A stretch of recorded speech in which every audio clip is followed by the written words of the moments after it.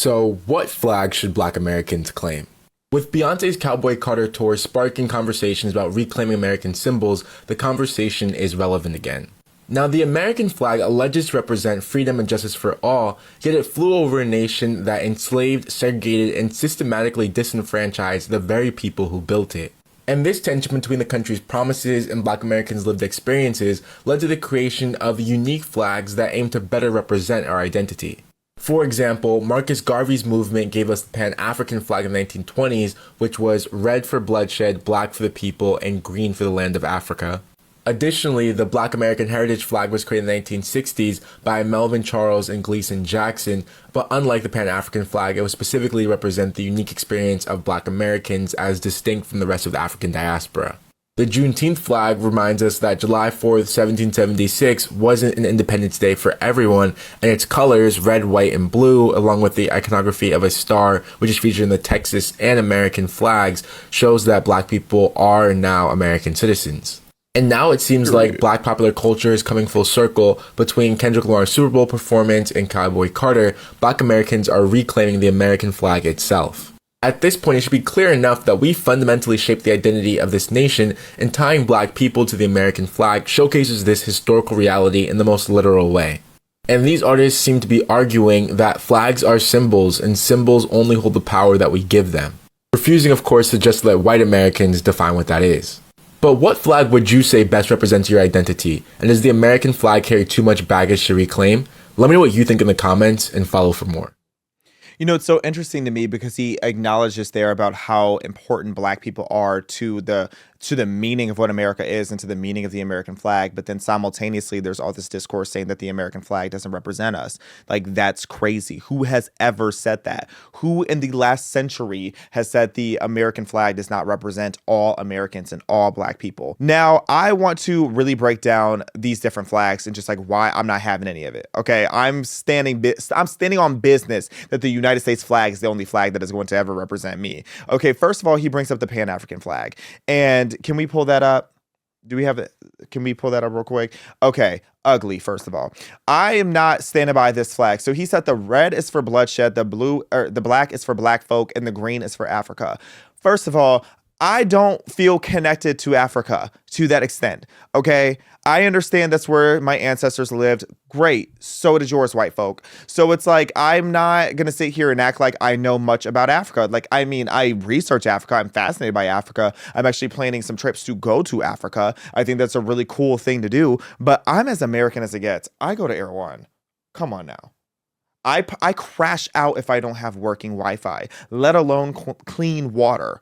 And you're going to sit here and tell me that I need to embrace just all of Africa? Crazy. Then we talk about red for the bloodshed. Okay, I just find that crazy because what about all the Black patriots who shed blood to uphold America and its values?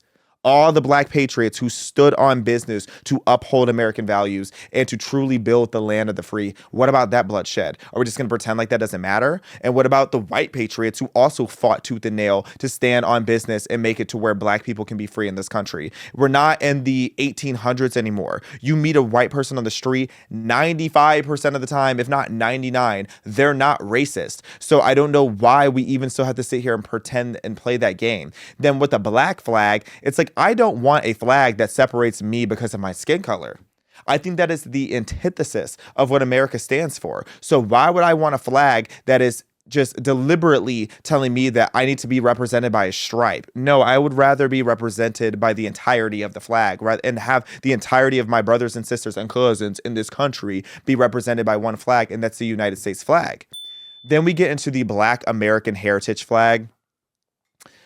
Can we pull up that one? Just no. I mean, aesthetically, like this one's kind of tea. This one definitely looks better. It's kind of a vibe. Y'all know I like gold. I like black. I like red. But no, first of all, that just looks like a lot of ink. Anytime I have to print that out, that's like an insane amount of ink that I'm just not about to deal with. Like, just imagine how quickly your toner would burn out. But, you know, that's just my American brain working and thinking about my coins. But just know, I'm not having this because, again, I don't want this one. So, like he said, the difference between the Black American Heritage flag, this one is to separate us from Africans, which is funny and ironic because there's so many Black people who then try to say that we are all just Pan-Africans, but then you also have this flag that they also wave that completely separates us from the African experience, because why? The Black American experience is completely different. Africans don't even like us half the time, but that's discourse for another day. Then the Black American story, in my perspective too, I don't like what this flag is representing because it's only representing the hardship. I want a flag that is representing, where we are and what we've accomplished, not just the hardships that we've gone through. It's like I'm tired of Black American, I'm tired of the premise of being Black American being represented by struggle and by sadness and by, being oppressed when we have conquered so much and done so much to live the life that we have today. Then the Juneteenth flag, like Khalil said in that video, we are now citizens. So why not just embrace the flag of the country that we're citizens of? Goofy. Like, I just don't understand why that's even an argument here. And then to rip off the aesthetic to an extent of the United States flag, it's just funny to me. It's just, again, it's trying to segregate ourselves when the entire purpose and the point of the fight that we fought was to no longer be separated. And yet we have this Juneteenth flag. And then the conversation around Juneteenth is always just funny to me because no one wants to talk about the reality of Juneteenth. Khalil particularly crashed out on me about my video for Juneteenth, where I said how if you break down Juneteenth from a real perspective and point of view, what Juneteenth really was not a Black Independence Day. If you don't know what Juneteenth was, long story short, when Black Americans were freed in 1863, it wasn't until 2 years later that a bunch of Black slaves in Africa learned the fact that they were free. And when these white men came over and was like, y'all have been free since 1863, get off the plantation, it's time for y'all to go get jobs and live your life and be free Americans like the rest of us and start paying them taxes.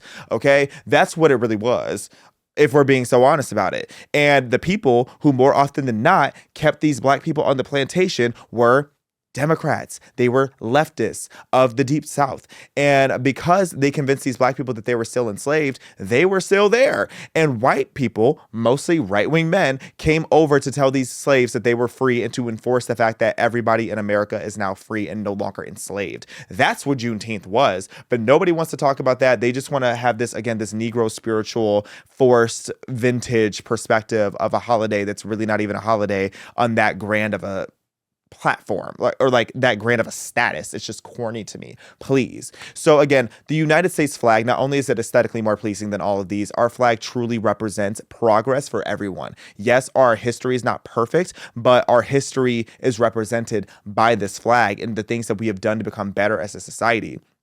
And I just feel like if we started teaching Black history more accurately and American history more accurately, then you wouldn't have so many people who wanted to be excluded from this flag.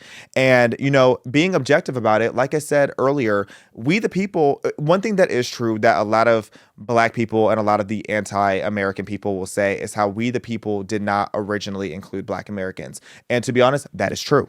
That is objectively true. When the Constitution was being written and they were talking about we the people, it was talking about white male property owners. It wasn't talking about every single person in America at that point. But you don't see women and broke white people waving a different flag, do you? You don't see the white people who didn't have a home and that were out there renting. They don't wave a different flag, okay? But on a serious note, so much has changed since the beginning of when We the People was written out compared to where it is now. And the thing is that was always by design. So just to give y'all a little history, and shout out to PragerU.com, head over to PragerU.com where you can see all kind of videos on the history of the Constitution, the founding fathers, and all these different themes that we're about to get into, because I'm educating y'all today. We're not just keying about Beyonce. We're getting into some real things today. When we talk about we the people and how they weren't originally included in the Constitution, well, that's why our Constitution has something called amendments. And if you look at the 13th, the 14th, and the 15th amendments, they ensured that we the people now legally includes Black Americans as equal citizens, giving us freedoms, giving us the right to vote, making sure that we're not being discriminated against. That was all added to the Constitution via the amendments. And I would argue that the Constitution and the values of the Constitution have always benefited us because it was truly built on, conservative values just in a general sense, but just, self-governance and shared responsibility in America's future. I think that's what's beautiful about it. Having we the people takes the focus off of just historical grievances and puts it more on the responsibility that we all have to take care of our neighbors and our brothers and our sisters and our cousins. Okay, our country will never be perfect, but the Black American story is, again, how we overcame and became members of society to the fullest extent. Now, I want to talk a bit about the founding fathers because a lot of people just like to write off the founding fathers as being racist, and it's a really dishonest thing to judge people of the past from the lens and perspective of us today, because in 100 years, I'm sure there's going to be certain things that we look at and we're like, oh, those people were crazy back then. And when we look at the founding fathers, though, particularly how Thomas Jefferson, George Washington, and Benjamin Franklin all voiced moral concerns about slavery since day one. Jefferson particularly called it a moral depravity in his notes on the state of Virginia back in 1785. And Franklin was president of the Pennsylvania Abolition Society. Then you had many of the founding fathers, including John Adams and Alexander Hamilton, who supported gradual emancipation because they believed that slavery was incompatible with the Declaration of Independence principles of liberty. You had Hamilton, who co-founded the New York Manumission Society in 1785. And if you're not familiar with what that is, that was an early abolitionist group founded in 1785 that worked to end the slave trade in New York and to ban slavery and to gradually emancipate slaves to protect and defend free people of color. You know, this group, they provided both legal and financial aid to end slavery and to bring emancipation to all Black people. And one of the most, iconic leaders of the abolitionist movement was, of course, Frederick Douglass, who has a very nuanced perspective of we the people and whether or not 4th of July applies to us as Black Americans. And back in his 1860 speech that I highly beseech you to go and check out, it was the Constitution of the United States. Is it pro-slavery or anti-slavery? And it talks about the Constitution's text, and particularly its lack of explicit endorsement of slavery and its principles of liberty, which was inherently anti-slavery. And what backs that up is if you go and you look at the Constitution, because if you think about it, if they really wanted to maintain slavery and be anti-civil rights forever, then they would have had rhetoric of that regard inside of the Constitution, but they don't. Okay, so if you look at the Constitution, it was made with compromises because not every single person obviously wanted to get rid of slavery, but a lot of them wanted to avoid directly endorsing slavery and never referred to the slaves as slaves. Even in the 3/5 clause, they were referring to them as persons. Okay, so and included in the 1808 slave trade ban, it was reflecting some intent to limit slavery's growth. There was always an intention to slowly get rid of slavery, but in the way that wasn't going to be too abrupt, because if it was too abrupt, it would have created too much chaos in the early foundation of our country. Then you even have people like George Washington, who freed his slaves in his death, and it was effective after his wife's death. And Franklin petitioned Congress to abolish slavery all the way back in 1790, showing again the personal steps to start abolishing slavery. And again, while I understand the argument that the flag and we the people initially did not represent us, once it did, that is something that has never been taken away.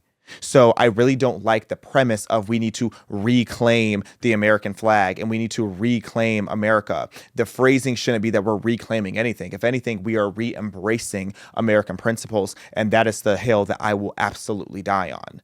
We have always been a part of the ethos. Well, shouldn't say always, but we have been a part of the American. Well, we've always been a part of the American ethos, but being represented by we the people and the United States flag, that has been the case for a very, very long time, and it's an injustice to think that you are reclaiming anything that wasn't taken away from you.